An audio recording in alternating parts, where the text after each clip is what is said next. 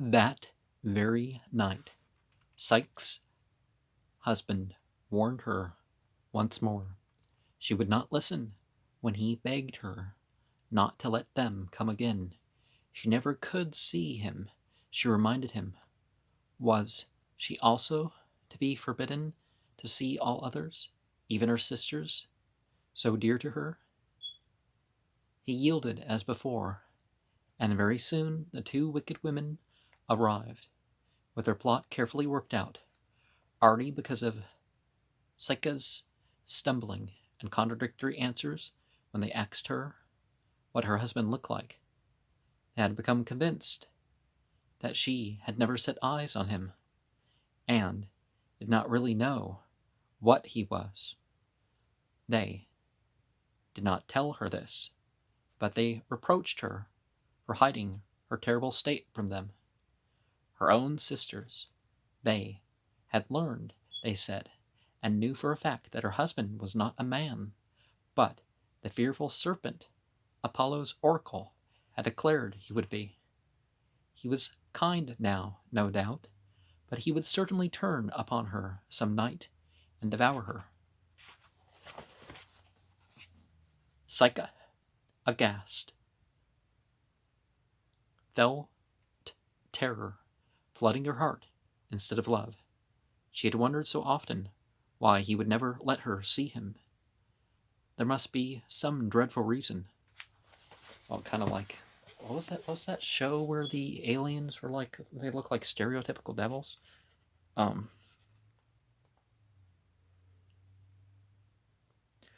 What did she really know about him? If he was not horrible to look at, then he was cruel to forbid her ever to behold him. In extreme misery, faltering and stammering, she gave her sisters to understand that she could not deny what they said, because she had been with him only in the dark. There must be something very wrong, she sobbed, for him to shun the light of day, and she begged them to advise her. They had their advice all prepared beforehand. That night she must hide a sharp knife and a lamp near her bed. When her husband was fast asleep, she must leave her bed, light the lamp, and get the knife. She must steel herself to plunge it swiftly into the body of the frightful being. The light would certainly show her. "We will be near," they said, "and carry you away with us when he is dead." Then they left her, torn by doubt and distracted what to do. She loved him. She was her dear husband. No, he was a horrible serpent, and she loathed him. She would kill him. She would not. She must have certainty. She did not want certainty. So all day long her thoughts fought with each other. When evening came, however, she had given the struggle up. One thing she was determined to do. She would see him. When at last he lay sleeping quietly, she summoned all her courage and lit the lamp. She tiptoed to the bed, and holding the light high above her, she gazed at what lay there. Oh, the relief and the rapture that filled her heart! No monster was revealed, but the sweetest and fairest of all creatures, at whose sight the very lamp seemed to shine brighter.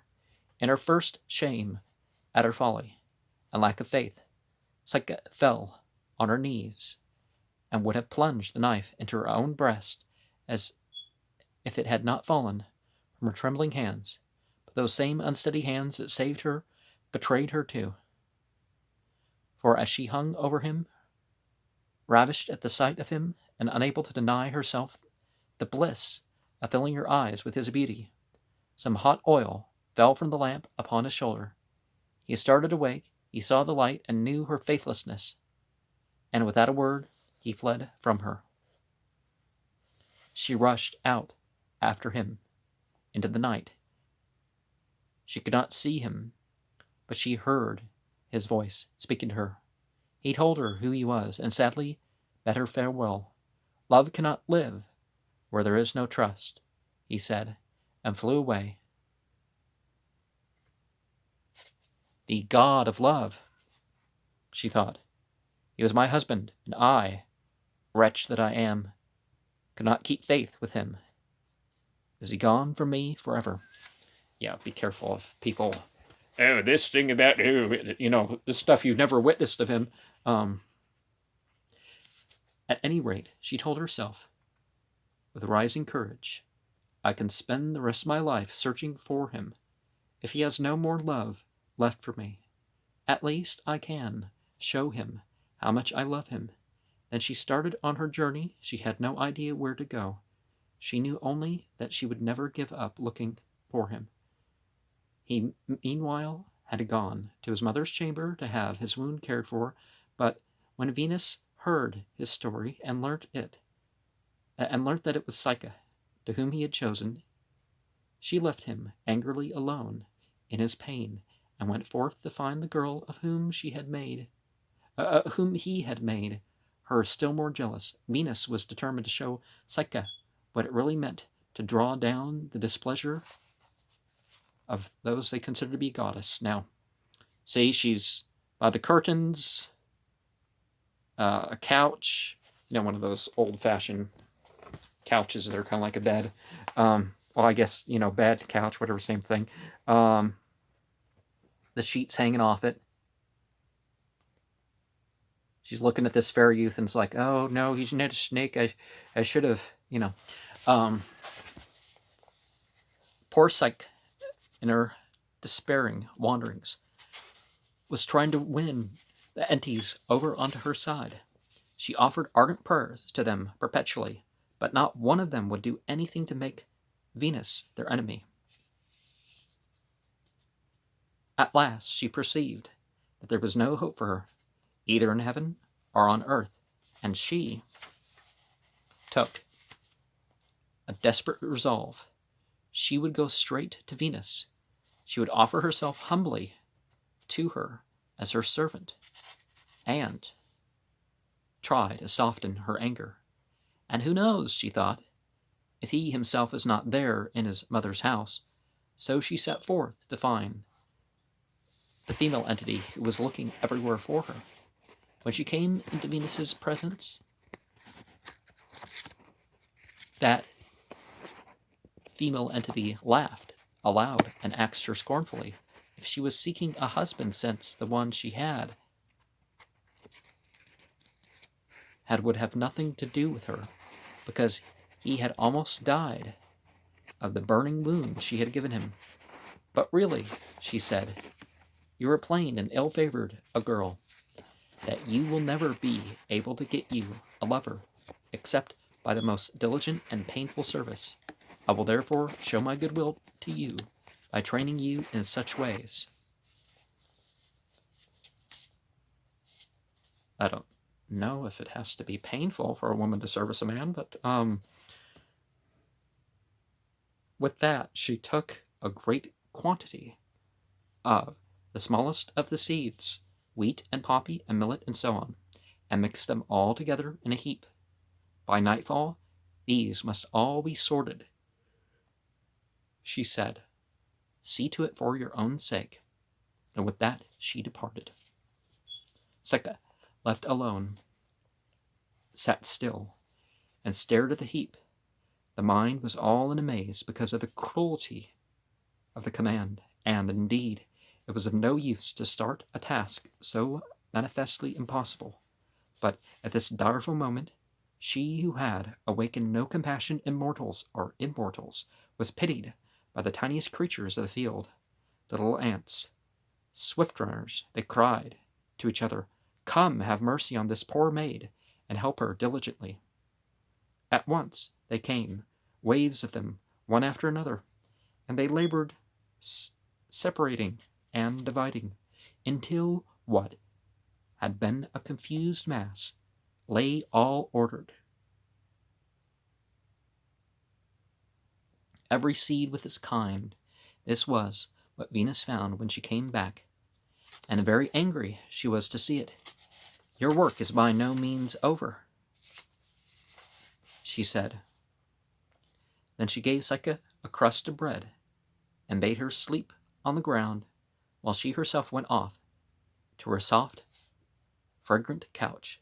Surely, if she could keep the girl at hard labor and half starve her too, that hateful beauty of hers would soon be lost. Until then, she must see that her son was securely guarded in his chamber, where he was still suffering from his wound. Venus was pleased at the way matters were shaping. The next morning, she devised another task for Psyche, this time a dangerous one. "Down there, near the river bank," she said, "where the bushes grow thick, are sheep with fleeces of gold. Go fetch me some of their shining wool." When the worn girl reached the gently flowing stream, a great longing seized her to throw herself into it and end all her pain and despair. But as she was bending over the water, she heard a little voice from near her feet, and looking down saw that it came from a green reed. She must not drown herself, it said. Things were not as bad as that. The sheep were indeed fierce, but if Psyche would wait until they came out of the bushes toward evening to rest beside the river, she could go into the thickest and find plenty of the golden wool hanging on the sharp briars. So spoke the kind and gentle reed, and Psyche, following the directions, was able to carry back to her cruel mistress a quantity of the shining fleece. Venus received it with an evil smile. "Someone helped you," she said sharply. "Never did you do this by yourself.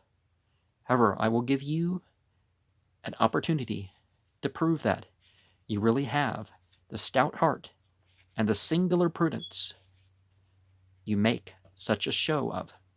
Do you see that black water which falls from the hill yonder?" What's that video? "You only live once," like this black water filling the chamber or something.